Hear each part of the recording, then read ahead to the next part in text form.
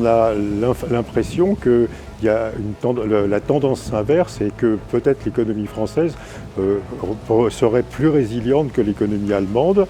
Le bouclier tarifaire allemand va être au moins aussi efficace que le bouclier tarifaire français. Donc ça ne conduira pas à une différence notable, mais le choc industriel que subit l'Allemagne est extraordinairement fort et il s'ajoute à un choc de débouchés chinois. La Chine, les deux caractéristiques de l'industrie allemande, hein, c'était le poids de l'industrie, mais un poids essentiellement d'industrie intermédiaire, hein, d'industrie lourde, d'industrie des biens d'équipement, de l'aluminium, de l'acier, du ciment, et puis un débouché extraordinairement important vers la Chine.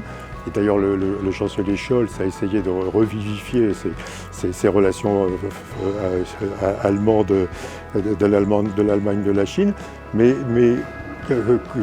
quoi qu'il en soit, la Chine ne peut pas générer une demande intérieure et une demande forte pour l'Allemagne parce que la Chine est en croissance faible. Hein, la Chine est autour d'une croissance de la demande intérieure de 0%, et ce qui est dû à